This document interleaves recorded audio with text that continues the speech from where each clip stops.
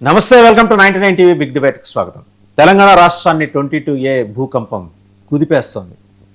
ఆయన యూకే పర్యటనకు వెళ్ళిన ముఖ్యమంత్రికి నిద్ర లేకుండా చేసిన 22A మీద మంత్రుల్లో అంతర్గతంగా భిన్నాభిప్రాయాలు వ్యక్తం అవుతున్నాయి. అటు లెజిస్లేచర్స్ కూడా, అంటే వాళ్ళ పార్టీ సొంత పార్టీ శాసనసభ్యులు కూడా అసంతృప్తి వ్యక్తం చేస్తున్నట్టు సమాచారం. మరోపక్క నిన్న పొంగులేటి శ్రీనివాస్ రెడ్డి గారు, మంత్రి గారు, వారు మాట్లాడుతూ రోడ్డు మీద పెద్ద పెద్ద వెహికల్స్ వెళ్తూ ఉంటే, అంటే ఏనుగుల్ని పోలిన వెహికల్స్ వెళ్తూ ఉంటే కుక్కలు మొరుగుతూ ఉంటాయి, మనం చూస్తూ ఉంటాం అని ఆయన అన్న మాట బాధితుల హృదయాల్ని బాగా గాయపరిచింది. 1 కోటి మంది బాధితులు ఉన్నారు దగ్గర.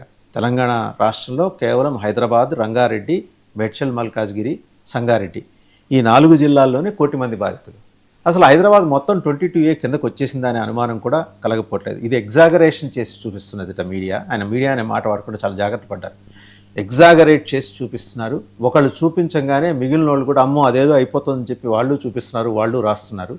వాస్తవంగా 98% మంది రిజిస్ట్రేషన్లు మేము క్లియర్ చేశాము, ఎటువంటి ఇబ్బంది లేదు, సారీ చెప్పారు. మరి అంతకుముందు ప్రెస్ మీట్లో సారీ చెప్పిన తర్వాత దానికి కారకులైన ఆ 4 జిల్లాల కలెక్టర్ల మీద, కారకులని ప్రజలు భావిస్తున్న కలెక్టర్ల మీద చర్యలు ఎందుకు తీసుకోలేదు? బహుశా గవర్నమెంట్ డిస్క్రిప్షన్ ఏమో, అది అడగకూడదేమో. ఎవడన్నా అడిగితే కడుపు మండినోడు వాడిని ఇలా రోడ్డు మీద వెళ్తూ ఉంటే మొరుగుతూ ఉంటాయనే పద్ధతిలో ఆయన మాట్లాడేది మాత్రం తీవ్రంగా గాయపరిచింది. Highly objectionable. అండ్ జనం రెయింబగళ్ళు కష్టపడి ఒక లైఫ్ టైం సంపాదన, 100 గజాలు 200 గజాలు, అది ప్రైవేటు భూమి, దాన్ని తీసుకెళ్ళి 22A కింద పెడితే అమ్మాలేము, కొనాలేము, పిల్లల పెళ్ళిళ్ళు చేయలేము, చదువులు చదివించలేము. అలాగే ఎవరైనా అనారోగ్యం బారిన పడి ఆసుపత్రిలో మంచం ఎక్కితే వాళ్ళకి వైద్యం చేయించములేము. ఇవన్నీ కూడా ఏంటంటే ఎగ్జాగరేషన్స్ అట. మరి ఏ రకంగా ఎగ్జాగరేషన్స్ అనేది అది కూడా డిఫైన్ చేస్తే బాగుంటుండేది.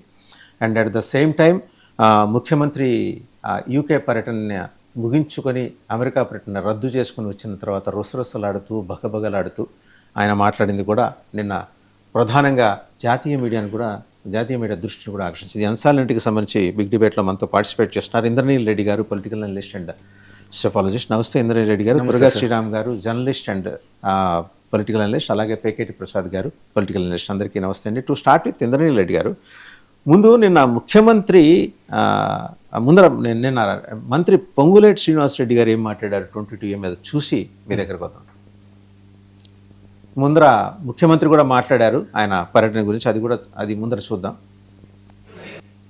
आप जा सकते हैं पाकिस्तान प्राइम मिनिस्टर को आप गले मिला सकता है, पाकिस्तान अपना दोस्त है, बिरयानी खा लेते वापस आ सकता है Modi ji. Official tour Telangana CM cannot travel, cannot meet anyone. How come you are dictating terms? That is what, because of Narendra Modi from 2014 the democracy is declining in India. It is a dictatorial decision. So అదండి, ఆయన ఏమైనా పాకిస్తాన్ వెళ్ళానా లేకపోతే పాకిస్తాన్ వాళ్ళతో మాట్లాడుతున్నారా? మీరెళ్ళి మాట్లాడితే తప్పులేదు, మీరెళ్ళి ఎక్కడైనా అంతర్జాతీయ వేదికల మీద మాట్లాడి ఆలింగనాలు చేసుకుంటే తప్పులేదు, కానీ నేను వెళ్తే తప్పు వచ్చిందా? నా అమెరికా పర్యటన మీరు ఎందుకు అడ్డుకున్నారు? అమెరికా పర్యటనలో పొలిటికల్ మోటివ్స్ ఉన్నాయనే విషయాన్ని స్పష్టంగా గమనించిన కేంద్ర ఇంటెలిజెన్స్ ఆల్రెడీ తెలంగాణ ప్రభుత్వానికి ఇండికేట్ చేసింది. ఇంటెలిజెన్స్కి అవన్నీ బయటికి రావు, ఇండికేట్ చేసింది. ఇవి కాకుండా వ్యక్తిగత పర్యటన అయితే ఆయన ఏది ఇతరత్ర కార్యక్రమాలు ఉంటే వెళ్ళొచ్చు. పొలిటికల్ మోటివ్స్ తోటి ఏమన్నా చేసే పని అయితే గవర్నమెంట్ ఆఫ్ ఇండియాకి ఇన్ఫార్మ్ చేయాలి. ఈయనే కాదు, ఎవరైనా ఇన్ఫార్మ్ చేయాలి, ఇంక్లూడింగ్ ప్రైమ్ మినిస్టర్. ఎవరు మినహాయింపు ఏం కాదు, దానికి వాళ్ళు నోట్ చేసుకుంటారు. దానికి తగ్గట్టు అక్కడ ఏమన్నా వాళ్ళ డిప్లొమాట్స్ తోటి మాట్లాడి, ఆ దేశాల్లో ఉన్న డిప్లొమాట్స్ తోటి మాట్లాడి, అయ్యా ఇలా వస్తున్నారు ప్రధానమంత్రి వారు, ఇలా ఈ రకంగా మాట్లాడే అవకాశం ఉంది, మీ వైపు నుంచి ఏమైనా సజెషన్స్ ఉన్నాయా, ఏమన్నా మాట్లాడకూడని అంశాలు ఏమైనా ఉన్నాయా, ఉద్రిక్తలు రెచ్చగొట్టే అంశాలు ఏమైనా ఉన్నాయా అని అడుగుతారు. Definitely sir, definitely. పొలిటికల్గా వేరే కంట్రీకి వెళ్తున్నప్పుడు ఎస్పెషల్లీ మనం గుర్తుపెట్టుకోవాల్సింది ఏంటంటే, ముఖ్యమంత్రులు అనేవాళ్ళు రాష్ట్రానికి సంబంధించిన వాళ్ళు, ఈవెన్ రాష్ట్ర ప్రయోజనాల రీత్యా మేము వేరే దేశాలు వెళ్ళి మాట్లాడబోతున్నామని చెప్పాలనుకున్నా కూడా ఇంటిగ్రిటీ, మన దేశం యొక్క ఇంటిగ్రిటీ రిలేటెడ్ కేంద్రానికి ఇన్ఫర్మేషన్ ఇచ్చి ఏం మాట్లాడబోతున్నారు, ఆర్ మనకి వాళ్ళకు ఉన్న వాణిజ్య ఒప్పందాలు అవ్వచ్చు, లేదు టర్మ్స్ అవ్వచ్చు, ఇప్పుడు ప్రపంచవ్యాప్తంగా ఉన్న సినారియోస్ను బేస్ చేసి ఏ దేశంతో ఎంతవరకు మాట్లాడచ్చు, ఎలాంటి విద్వేషాలు రెచ్చగొట్టకుండా మాట్లాడాల్సిన రెస్పాన్సిబిలిటీస్ అని చాలా ఉంటాయి వీటిలో. సో ఆ ఇంటెలిజెన్స్ అవ్వచ్చు, మనకి విదేశాంగ శాఖ వాళ్ళకి ఆల్రెడీ ఇంటెలిజెన్స్ వచ్చి ఉంటుంది, ఈ పర్పస్ ఏంటి ఈ ట్రిప్ అనేది. సో ఒకవేళ క్యాన్సిల్ అయింది ఏమైంది, దానికి అంత ఉక్రోషం ఎందుకు? మళ్ళీ అప్లై చేసుకోండి ప్రాపర్గా. ఇంకో విషయం, ఇక్కడ 2 సార్లు ఆయన విదేశీ పర్యటనప్పుడు ఎలాంటి అభ్యంతరాలు లేవే. ఇప్పుడు ఒకవేళ క్యాన్సిల్ అయింది, ఇంత ఉక్రోషము ఇది రాజకీయంగా ఒక ఎక్స్ప్రెస్ చేయాలని చూస్తున్నారు కానివ్వండి. ఒకవేళ రిజెక్ట్ అయితే ఏముంది, ఇంకోసారి ప్రాసెస్ చేయొచ్చు కదా. ఇప్పుడు సేమ్ యాజ్ ఇట్ ఈజ్ ఇప్పుడు 22A ఏం చెప్తున్నారు మనకి? తప్పు చేసింది ఎవరు 22A సార్? అంటే రైతులు ఏమన్నా వాళ్ళ దృష్టిలో, అంటే ముఖ్యమంత్రి గారు మంత్రి గారి దృష్టిలో అధికారులు. సరే అధికారులు, నేనేమంటున్నా రైతులు ఎవరు కూడా తమంతట తాము వెళ్ళి మా పొలాలని మా స్థలాలని మీరు 22A పెట్టమని అడిగి రాపించుకోలేదు కదా. ఇది తప్పు జరిగింది ప్రభుత్వం సైడ్ నుంచి. ప్రభుత్వం ఏమో సింపుల్గా అధికారుల మీద నెపం అవుతుంది. కానీ not only in this scenario, ఇప్పుడు జరుగుతున్న తెలంగాణ ఇన్సిడెంట్ పక్కన పెడితే 22A భూములు అనేది ఎప్పుడు కూడా పెద్ద హెక్టిక్ తలకనింపు ఎవరికి? బాధితులకి. ఎందుకంటే పోరాడి అది మాది అని చూపించుకొని కోర్టులో గెలిచి చాలా పెద్ద ప్రాసెస్. రెడ్డి గారు బురద వేస్తే బురద వేయించుకున్నాడు కడుక్కోవాలా, వేసిన అన్యాయం చేసినాడు కడగాల? యాక్చువల్గా ప్రభుత్వం ఏం చేయాలి? తప్పు చేసిన వాళ్ళతోనే అది క్లియర్ చేయగలగాలి. కానీ ఇక్కడ ఏం జరుగుతుంది 22A పాపం బురద చల్లించుకున్నంతనే అది క్లీన్ చేయించుకోవాల్సిన పరిస్థితి 22A ఉంటే, ఇప్పుడు యాజ్ ఇట్ ఈజ్ ఇప్పుడు 22A పెట్టి మొన్నేమో ముందుగా సారీ చెప్పారు, అధికారుల మీద నెపం దోసేశారు.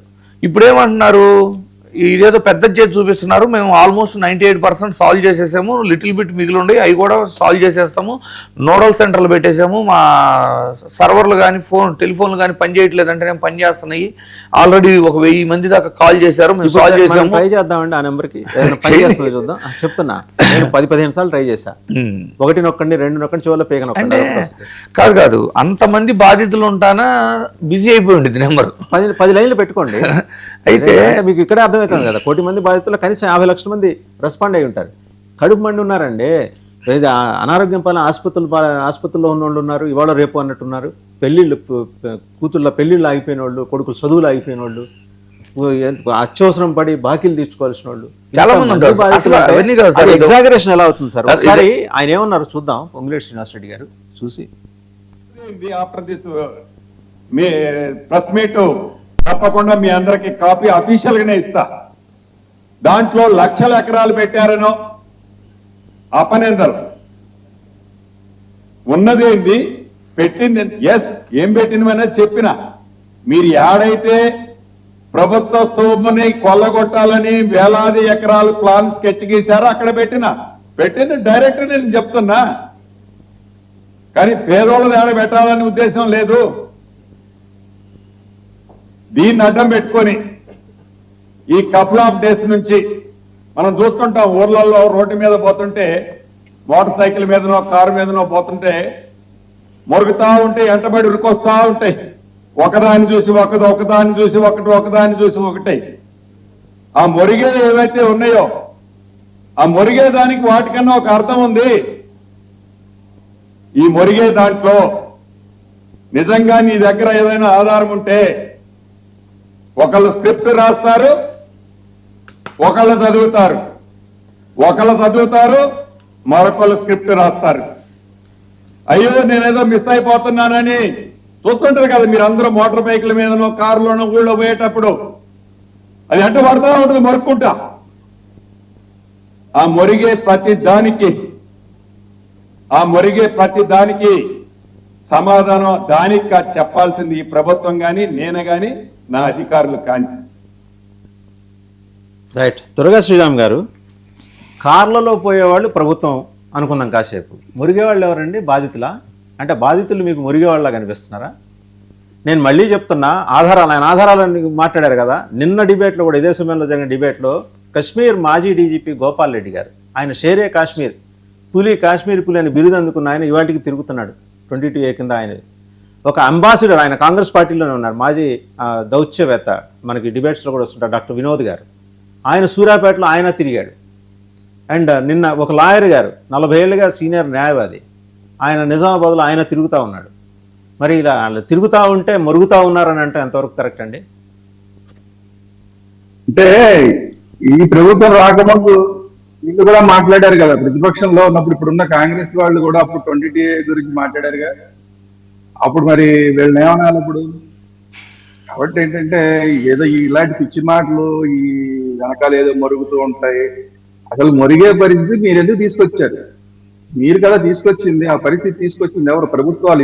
ఏ ప్రభుత్వం అయినా, అప్పటి ప్రభుత్వం అయినా, ఇప్పుడు ప్రభుత్వం అయినా, ఎప్పటి ప్రభుత్వం అయినా, మీరు ప్రభుత్వాలు చేసిన పనికి దాన్ని ఎవరైనా వేలెత్తి చూపిస్తే ఎందుకంత ఉలికి పడుతున్నారు? మీరు ఉలికి పడడమే కాకుండా మిమ్మల్ని మీరు ఏనుగు అనిపించుకుంటున్నారు. మీకు మీరు చెప్పుకుంటున్నారు ఏనుగని, కానీ రివర్స్ లో అనుకుంటున్నారు. ప్రజలందరూ రివర్స్ లో అనుకుంటున్నారు. కాబట్టి ఏంటంటే అలాంటి పరిస్థితులు తెచ్చుకుని ఈ రోజు మీరు రోడ్డు మీదకి వచ్చి మీరే ఒప్పుకున్నారు, మీరు తప్పు చేసాము మేము అని మీరే ఒప్పుకున్నారు. ఒప్పుకున్న తర్వాత మళ్ళీ మీరు ఏనుగంటారేంటి? కనీసం సిగ్గుపడాలి కదా. మేము చేశాము, తప్పు చేశాము అన్నప్పుడు మీరే ఒప్పుకున్న తర్వాత మాకు సిగ్గేస్తుందని చెప్పి ఇంట్లో దాక్కోవాల్సింది పోయి మళ్ళీ మేము ఏనుగని చెప్పుకుంటారు. అసలు నిజంగా అండి ఈ 22A అనేది ఒక భయంకరమైన చట్టం. అసలు 22A ఎందుకండి అసలు నాకు అర్థం కాదు. గవర్నమెంట్ స్థలం కంప్యూటర్లో మీరు నోట్ చేసుకుని ఉంటే కంప్యూటర్లో ఉంటుంది కదా, లేదంటే ఎండోమెంట్ ల్యాండ్ కింద ఉంటుంది కదా. అసలు దాన్ని వేరే వాళ్ళు రిజిస్ట్రేషన్ చేయడం ఏంటి? రిజిస్ట్రేషన్ శాఖ దగ్గర ఉంటాయి కదా. మళ్ళీ 22Aలో పెట్టడం ఏంటి, తీయడం ఏంటి? ఎవరి భూమి వాళ్ళకు ఉంటుంది. ప్రభుత్వం అయితే ప్రభుత్వం ఉంటుంది, గవర్నమెంట్ అసైన్మెంట్ ల్యాండ్ అయితే అసైన్మెంట్ ల్యాండ్ కింద ఉండాలి, ఎండోమెంట్ అయితే ఎండోమెంట్ కింద ఉండాలి, లేదంటే అటవీ శాఖ భూమి అయితే అటవీ శాఖ భూమి కింద ఉండాలి. దాన్ని ఎట్లా రిజిస్ట్రేషన్ చేస్తారు? దానికోసం మళ్ళీ 22A ఏంటి? దీన్ని మళ్ళీ మిస్యూజ్ చేయడం ఏంటి? అసలు 22A పెట్టారు అంటేనే మీకు చేత కాలేదు, రెవెన్యూని మెయింటైన్ చేయడం మీకు చేత కాలేదు. 22A పెట్టారంటేనే మీకు చేత కాదని అర్థం. ఏ ల్యాండ్ ని ఎలా మెయింటైన్ చేయాలో మీకు చేత కాదు అని అర్థం. మళ్ళీ మీరు తీసుకొచ్చిన పిచ్చి చట్టాలని మీ ఇష్టారాజ్యంగా వాడుకుంటూ ఈ 22A గురించి ఇప్పుడు మనం మాట్లాడుతున్నదంతా కూడా ఇప్పుడు ప్రైవేట్ ల్యాండ్స్ ని లేదంటే వేరే ల్యాండ్స్ ని 22Aలో తీసుకొచ్చిన వాటి గురించి మాట్లాడుకుంటున్నాం. ఇంకొకటి జరుగుతుంది. అసలు విషయం ఏంటంటే 22Aలో నుంచి కొన్ని ల్యాండ్స్ ని తీసేస్తున్నారు, కావాలని తీసేసి అమ్మేస్తున్నారు. దాని గురించి అసలు ఇంకెవరు మాట్లాడట్లా. చాలా ల్యాండ్స్ ఉన్నాయి ఇలాంటివన్నీ కూడా. ఎవరికైనా మనకి మీ చుట్టానికో మా చుట్టానికో మనం ఇచ్చేదలుచుకున్నాం అనుకోండి, ప్రభుత్వ ల్యాండ్ లో ఉన్నదాన్ని కూడా 22Aలో తీసేయడం, ముందే వీళ్ళు అక్కడ కొనేసేయడం, ఆ 22Aలో నుంచి దాన్ని మళ్ళీ వీళ్ళు కొనేసిన తర్వాత తీసేయడం, పప్పు బెల్లాలకు కొనేస్తారు, ఆ తర్వాత 22Aలో నుంచి తీసేస్తారు, దాన్ని వీళ్ళు గోల్డ్ రేట్ అమ్మేసుకుంటారు, లేదంటే వీళ్ళకి కావాల్సిన వాళ్ళకి కట్టబెడతారు. ఇది కూడా జరుగుతుంది. కాబట్టి ఏంటంటే తప్పులు చేస్తున్నది మీరు తప్పులు చేస్తూ ప్రజల మీద పడి మీరు మాట్లాడడం, లేదంటే మీడియా మీద పడి మాట్లాడడం అంటే మీ చేతకాంతనాన్ని మీరు కప్పిపుచ్చుకునే ప్రయత్నం తప్ప ఇంకోటి కాదు. ఆ ఎగతాళి చూసారా అండి మీరు? ఆయన మాట్లాడిన దాంట్లో మురుగుతా ఉంటాయి. అప్పుడు గతంలో lower middle class upper middle class వాళ్ళు 40 ఏళ్ళు 50 ఏళ్ళు ఉద్యోగాలు చేసో, బిజినెస్లు చేసో, చిన్న చిన్న వ్యాపారాలు చేసుకునో 100-200 గజాలు సమకూర్చుకుంటే అందులో ఇంకా వింత ఏంటో తెలుసా? ఆ 100 గజాల్లో 50 గజాలు 22A కిందకు వస్తుంది, ఇంకా 50 గజాలు రాదు. మరి అది మిగిలింది అమ్ముకున్న తర్వాత ఇది ఎందుకు అలా వస్తుంది? ఇలాంటి anomalies, lot many anomalies there. 22 లక్షల ఎకరాల భూమి అండి హైదరాబాద్లో. సోమేష్ కుమార్ గారు చీఫ్ సెక్రటరీగా ఉండగా జరిగిన ఈ నిర్వాకం అది. వారు ఏం చేశారు ఆ రోజు? ప్రభుత్వానికి, అప్పటి ప్రభుత్వానికి వారు ఏం హామీ ఇచ్చారు? మనం ఇది గనక చేస్తే సంవత్సరానికి 25,000 కోట్ల రూపాయల రెవెన్యూ. మీరు బిజినెస్ చేస్తున్నారా, ప్రభుత్వం నడుపుతున్నారా? బిజినెస్ కాదండి, బిజినెస్ కాదు, పొరపాటు బ్లాక్ మెయిలింగ్ చేస్తున్నారు. ఇది రాజకీయ నాయకులకి, రెవెన్యూ డిపార్ట్మెంట్ కి, స్టాంప్స్ అండ్ రిజిస్ట్రేషన్ శాఖకి అఫీషియల్ గా బ్లాక్ మెయిలింగ్ చేసుకోవడానికి ఒక ఆయుధం. ఇది కావాలని చేస్తున్న పనులు, ఇవన్నీ కూడా కావాలని చేస్తున్న పనులు. ఒకవేళ అక్కడ ఎవరన్నా చెప్పితే కూడా అంతకు ముందు లేని వాటిని కూడా ఇక్కడ ఏదైనా మనకి గిట్టుబాటు అవుతుంది, ఇక్కడ ఏదో కాస్త డెవలప్మెంట్ అవుతుంది, ఇక్కడ ఎక్కువ మంది కొనడానికి అవకాశం ఉన్నది అంటే దాన్ని 22Aలోకి ఇమీడియట్ తీసుకొచ్చేస్తున్నారు. నిన్నటి దాకా లేని కూడా 22Aలోకి వస్తుంది. మనం రిజిస్ట్రేషన్ తీరా చేసుకుందాం అని వెళ్ళేసరికి అంతకుముందు అక్కడ ఏదైనా ఒక మంచి ఫ్యాక్టరీ లాంటిది ఏదైనా వస్తుంది అనుకోండి, ఆ చుట్టుపక్కలంతా 22A చేసి పడేస్తారు. చేసేసి మనం రిజిస్ట్రేషన్కి వెళ్ళగానే మీ 22Aలోకి ఉంది, దీన్ని తీసేయాలంటే ఎంత అని చెప్పి, లేదంటే కనుక మీరు 22Aలో ఉంది, మీరు ఎవడో కొండో కాబట్టి ఇదో మనాడు ఉన్నాడు, ఆ పక్కనే ఉంటాడు, ఆ రిజిస్ట్రేషన్ శాఖ ఆఫీస్కి కిందనే కూర్చొని ఉంటాడు. ఆడు ఎగిరికి వెళ్ళండి, ఆడు ఎంతో కొంతకి మీరు తీసుకుంటాడు, ఆడు తిప్పలాడు పడతాడు. అనగానే ఇడు కాళ్ళు అరిగిపోయేలా తిరిగి ఉన్నాడు, ఇక లాభం లేదులే అని చెప్పి వాడికి ఏదో పప్పు బెల్లాలకి అమ్మేయంగానే దాన్ని 22Aలో తీసేస్తారు. తీసేసి దాన్ని బయట అమ్మేసుకున్నారు. అంటే అఫీషియల్ గా గవర్నమెంట్ అంటే అధికారులు అంటే గవర్నమెంటేగా. ఇందాక అధికారులు తప్పు చేశారు, తప్పించుకునే ప్రయత్నం చేస్తున్నారు. అధికారులు అంటే ఎవరు? అధికారులు అంటేనే గవర్నమెంట్. మీరు 5 ఏళ్ళు ఉంటారు, 5 ఏళ్ళ తర్వాత మీరు పోతారు. కానీ అధికారులే గవర్నమెంట్. అంటే గవర్నమెంట్ అఫీషియల్ గా బ్లాక్ మెయిలింగ్ చేయడం కోసం, లేదంటే మీరు చెప్పినట్టు వ్యాపారం చేయడం కోసం దీన్ని వాడుకుంటున్న ఒక దుర్మార్గమైన అస్త్రం. అసలు ఈ 22A, నేను అందుకనే అంటున్నా, అసలు ఈ 22A అనే దాన్ని తీసేయాలి. అసలు టోటల్ గా 22A అనేది ఉండకూడదు. మీరు చక్కగా రిజిస్టర్లు మెయింటైన్ చేస్తే ఎవరి ల్యాండ్ ఎంతో ఉంది ఏందో తెలిస్తే, అసలు రిజిస్ట్రేషన్ శాఖలో చాలా పెద్ద తప్పు ఉందండి. ఎవరెళ్ళి ఏది రిజిస్ట్రేషన్ చేస్తానో చేయించేసుకుంటారు. డబ్బులు కడతాను, నీకు స్టాంప్ పేపర్కి ఎంత కట్టాలో చెప్పు, ఎంత కట్టేస్తానంటే రిజిస్ట్రేషన్ చేసేసి ఆ తర్వాత మీరు కొట్టుకోండి అంటారు చాలా చోట్ల. ఇది ఎంత దుర్మార్గం! అసలు ఎలా రిజిస్ట్రేషన్ చేస్తారు మీరు? లేదంటే ఎలా రిజిస్ట్రేషన్ చేయకుండా ఉంటారు? కాబట్టి రెండు పక్కలా కూడా దీన్ని 2 పక్కలా వాడుకుంటున్నారు. రిజిస్ట్రేషన్ చేయడానికి వాడుకుంటున్నారు, రిజిస్ట్రేషన్ చేయకుండా ఉండడానికి వాడుకుంటున్నారు. మీరు ప్రస్తావన చేశారు కాబట్టి ఒక అంశం ఇక్కడ చెప్తానండి. 10 ఏళ్ల క్రితం 12 ఏళ్ల క్రితం ముషీరాబాద్ దగ్గర ఒక రిజిస్ట్రేషన్ ఆఫీస్ ఉంది, రామకృష్ణ స్టూడియోస్ దగ్గర. అక్కడ నేతాజీ సుభాష్ చంద్రబోస్ తోటి పేరుతోటి, పండిట్ జవహర్లాల్ నెహ్రూ పేరుతోటి, మహాత్మా గాంధీ పేరుతోటి రిజిస్ట్రేషన్ చేయించేశారు. ఇప్పటికీ ఉన్నాయి. తర్వాత మేము అది ఆ టైంలో అప్పటి ఐజీ రిజిస్ట్రేషన్స్ ఉదయ్ భాస్కర్ గారు వారి నోటీస్కి తీసుకెళ్ళిన తర్వాత చెడమడ తిట్టి వాళ్ళని కరెక్షన్ చేయించారు. నేతాజీ సుభాష్ చంద్రబోస్కి హైదరాబాద్కి ఏంటి సంబంధం? మహాత్మా గాంధీ ఎప్పుడేమన్నా వచ్చి ఇక్కడ రిజిస్ట్రేషన్ చేయించుకున్నాడా? పండిట్ జవహర్లాల్ నెహ్రూ. ఇది నిర్వాహకం, ఇవాళది కాదు రిజిస్ట్రేషన్ డిపార్ట్మెంట్ అనేది, ఎప్పటి నుంచో చేస్తూ వస్తున్నారు. ఆయన అన్నారు కదా, పోతా ఉంటే మురుగుతూ ఉంటాయని, వాళ్ళు కూడా చేస్తూ వస్తున్నారని మనం కూడా చెప్పచ్చు.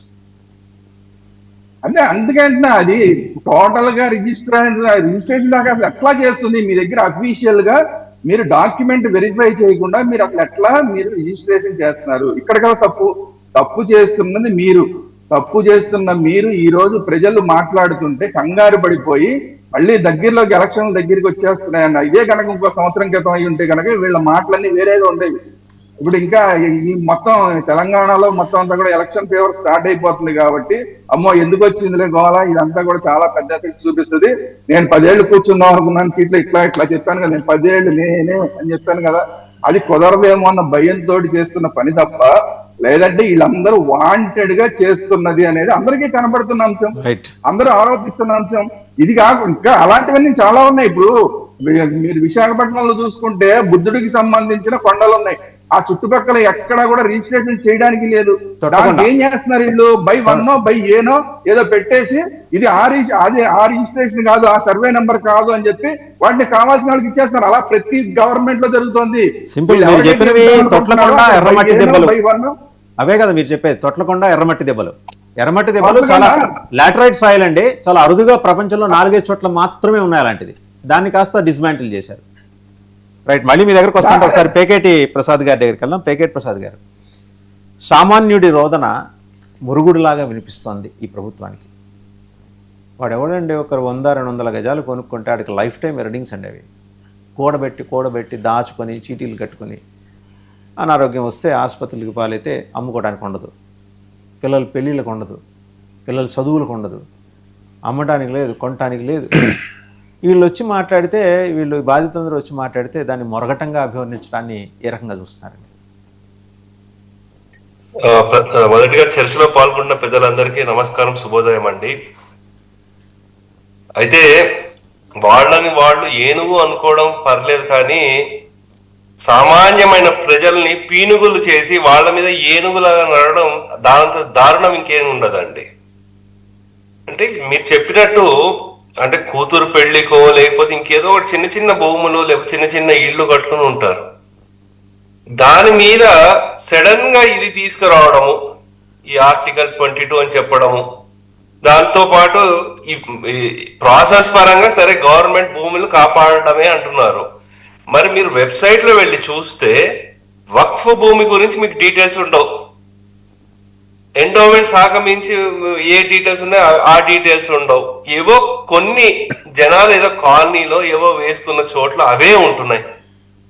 అంటే దీన్ని బట్టి మనకి ఏమవుతుంది అంటే ఈ ప్రభుత్వం ఒక చిత్తశుద్ధి ఎంత ఉంది అనేది. సరే ఇప్పుడు ఇది తీసుకొచ్చారు, ఇంతకంటే ముందు హైడ్రా అన్నారు.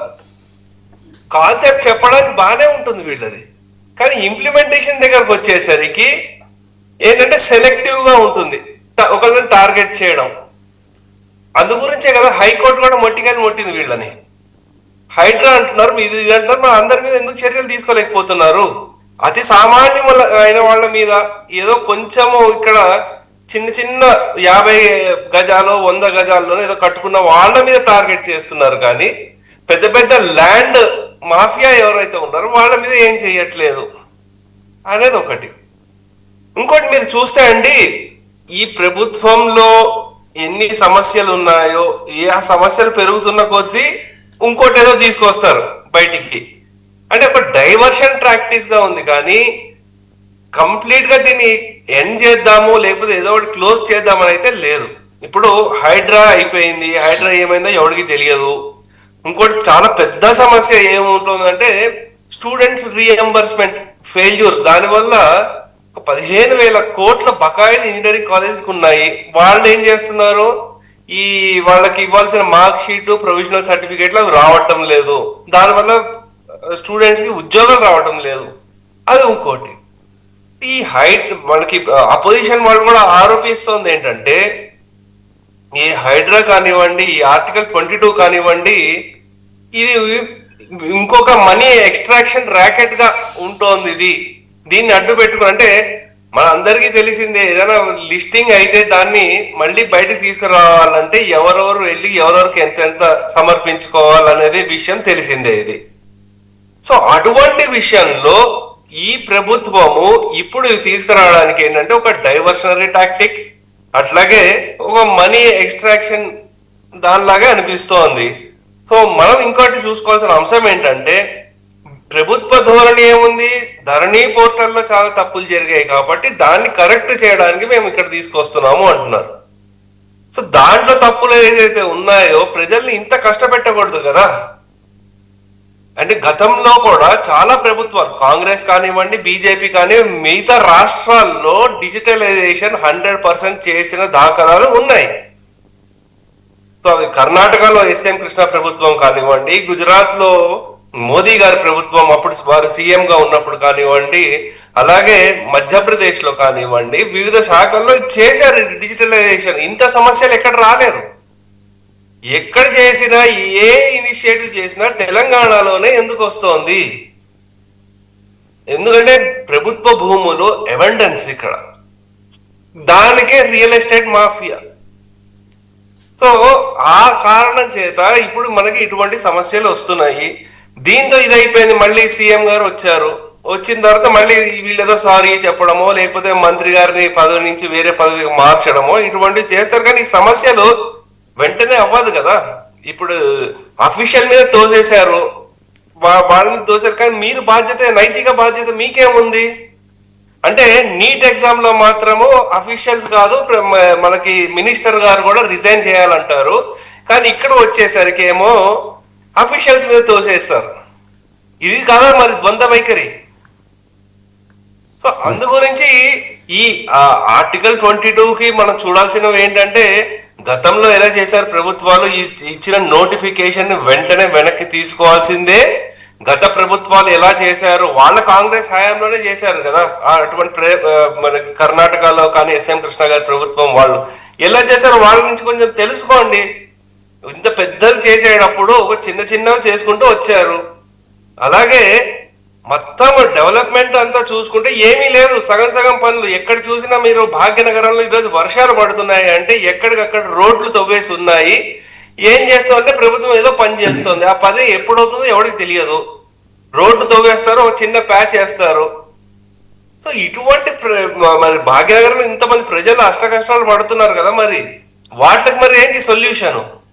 గతంలో ఏమో ఇప్పుడు మనకి హెచ్యు దగ్గర భూముల మీదకి ఏదో దాని మీద ఇంకేదో చేస్తామని వెళ్ళారు. వెళ్ళిన తర్వాత మళ్ళీ సుప్రీంకోర్టు వరకు వెళ్ళింది, సుప్రీంకోర్టు మొట్టికాయలు కొట్టింది.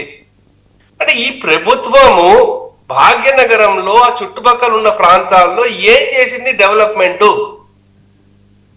ఒక్కటి లేదు కదా. పబ్లిక్ ట్రాన్స్పోర్ట్ ఏమైనా పెంచిందంటే ఏం లేదు. అంటే ఇక్కడ ట్రాఫిక్ జాములు, రోడ్లు తవ్వడాలు, లేకపోతే ఎక్కువ స్టూడెంట్ ఫీజులు. అంటే స్కూల్లో ఒక పిల్లవాడిని చదివించాలంటే ఎంత కఠినంగా కాబట్టి ఇవన్నీ అడుగుతున్నారు కాబట్టి బైపాస్ రోడ్లు ఇలాంటి వాళ్ళందరూ నుంచున్నారని ఓఆర్ఆర్ ఎక్కి ప్రభుత్వం ఈ మాటలు మాట్లాడి చూసారా, నేను ఓఆర్ఆర్ ఎక్కినా కూడా మురుగుతున్నారు వాళ్ళు అని చెప్పేసి. సో ఇంద్రనీల్ రెడ్డి గారు, సో పాథటిక్ సిచ్యుయేషన్ ఏంటంటే మీరేం అడిగారు ఇందాక, ఈయన పెకెట్ గారు ఒక వ్యాలిడ్ పాయింట్, మాకు సంబంధం లేదు అధికారులు చేశారు. ధర్మేంద్ర ప్రధాన్ కూడా అదేగా చెప్పింది. మరి ధర్మేంద్ర ప్రధాన్ చేత రిజైన్ చేయించారు కదా, మరి మీరు కూడా రిజైన్ చేయండి. నైతిక బాధ్యత వహించి రెస్పాన్సిబుల్గా ఉండే మినిస్టర్ అయితే కంపల్సరీ చేయాలి. మోర్ ఓవర్ అండి, ఇక్కడ పాలిటిక్స్లో ఏమవుతుంది అంటే తమ బిజినెస్కి అమెండ్మెంట్స్ చేసుకొని తమ బిజినెస్ని ఎక్స్పాన్షన్ చేసుకునే కైండ్ ఆఫ్ పీపుల్ పాలిటిక్స్లోకి రావటమే ఫస్ట్ ఆఫ్ ఆల్ రాంగ్ అంటనే. వాళ్ళని ప్రజలు ఎంకరేజ్ చేస్తున్నారు, వాళ్ళని ఎలక్ట్ చేసుకున్న తర్వాత వాళ్ళ మోటివ్ అంతా వేరుగా ఉంటుంది. ఇక్కడ ప్రజాసేవ కంటే కూడా వాళ్ళ మోటివే మారిపోతుంది ఫస్ట్ థింగ్. రెండోది, మన ఆంధ్రప్రదేశ్ తీసుకున్నా తెలంగాణ తీసుకున్నా సమగ్ర రీసర్వే జరిగింది బ్రిటిష్ కాలంలో సార్, 100 సంవత్సరాల క్రితం జరిగింది. 1907 1920 లోపు జరిగిపోయింది ఏదైనా, అది 7 నుంచి 20 లోపు. రాజశేఖర రెడ్డి గారు 2007లో ఆయన ఇనిషియేట్ చేసి పైలట్ కొన్ని జిల్లాల్లో స్టార్ట్ చేసినా కూడా అది స్క్రాప్ చేసిన తర్వాత అప్పుడు జరిగినాయి. మీరు గో బ్యాక్ టు 2007 మధ్యలో కేసీఆర్ ధరణి మీద మీకు ఎందుకు బాధ, మీరు తీసుకొచ్చి భూభారతి అంటే వాళ్ళ అమ్ముకంగా అరాకొరా ఏమన్నా మిగిలినాయా? అక్కడ చూడండి, అక్కడ రాజశేఖర రెడ్డి గారి హయాంలో కూడా పైలట్ కింద కొన్ని ప్రాంతాల్లో జరిగింది సార్, సమగ్ర రీసర్వే జరగల టోటల్ గా.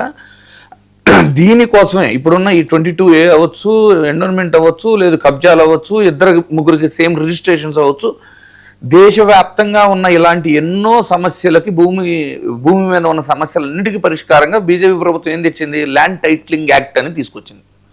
ల్యాండ్ టైటిలింగ్ యాక్ట్ని చేయటం వలన, ఇప్పుడు అది రన్ చేయటం వలన ఏంటంటే 1 ఎకరానికి ±5 సెంట్స్ అనేది లాస్ ఉందా, బట్ అల్టిమేట్లీ ఏంటి, ఇప్పుడు మన దగ్గర ఉన్న ఏదైతే ల్యాండ్ రిలేటెడ్ డాక్యుమెంట్స్ ఉండేవి ఇవేంటంటే మనం అక్కడ అధికారికంగా ఉంటున్నాము అనే దానికి రుజువే కానీ టైటిల్ మన పేరు మీద శాశ్వత హక్కు లాంటి టైటిల్ అనేది ప్రజెంట్ లేదు ఏ డాక్యుమెంట్ రూపంలో కూడా. సో ల్యాండ్ టైటిలింగ్ యాక్ట్ తీసుకురావటం వలన ఇక వన్ టైం సెటిల్మెంట్ లాగా ఇక ల్యాండ్ టైటిలింగ్ అంటే మీకు టైటిల్ వచ్చేస్తుంది, అది 22 అయితే 22లోకి వెళ్ళిపోతుంది, ఎండోన్మెంట్ అయితే ఎండోన్మెంట్కి వెళ్ళిపోతుంది, కోర్టు డిస్ప్యూట్ ఉంటుంది కోర్టు డిస్ప్యూట్ కింద హోల్డ్ అవుతుంది. అండ్ వన్స్ మనకి టైటిల్ ఇచ్చిన తర్వాత దాని మీద ఏదైనా వివాదాలు తలెత్తినా కూడా ప్రభుత్వం కూడా బాధ్యత తీసుకొని పరిహారం చెల్లిస్తుంది. ఇన్ని రకాల బెనిఫిట్స్ ఉండి 22A మన ల్యాండ్ టైటిలింగ్ యాక్ట్ని దేశం అంతా ఇంప్లిమెంట్ చేయండి అని రాష్ట్రపతి సైన్ కూడా కంప్లీట్ అయితే ఇప్పటి వరకు దేశంలో ఏ రాష్ట్రం కూడా ఇనిషియేట్ చేయలేదు. ఆంధ్రప్రదేశ్లో వైఎస్ జగన్మోహన్ రెడ్డి గారు 2020లో ఇనిషియేట్ చేస్తే దాంట్లో కొంత వ్యతిరేకత వస్తే ఒకవేళ వచ్చినా సర్ది చెప్పి జనాలకు అర్థమయ్యేలాగా వివరించి దాన్ని కంటిన్యూ చేయాల్సింది పోయి దాన్ని రద్దు చేశారు. అది ఆయన చేయలేకపోయాడు కదా, అది వివరించి చెప్పలేకపోవటము అంటే దాని మీద విష ప్రచారం ఎక్కువగా జరగటం జరిగింది. ఒక నిమిషం చెప్తానండి. బీజేపీ వాళ్ళు ఆ రోజున పురంధేశ్వరి గారు ఇది మంచి ప్రోగ్రామే అని చెప్పి అదే బీజేపీ టీడీపీతో పొత్తు పెట్టుకున్న తర్వాత ల్యాండ్ టైటిలింగ్ యాక్ట్ వల్ల మీ భూములు తాకట్టు పెట్టుకుంటారు ప్రభుత్వాలు అని దుష్ప్రచారం చేస్తుంటే సైలెంట్గా ఉండిపోయారు బీజేపీ వారు. బీజేపీ వాళ్ళు తయారు చేసిన యాక్టు, బీజేపీ వాళ్ళు దేశమంతా ఇంప్లిమెంట్ చేయమన్న యాక్టు, బీజేపీ వాళ్ళు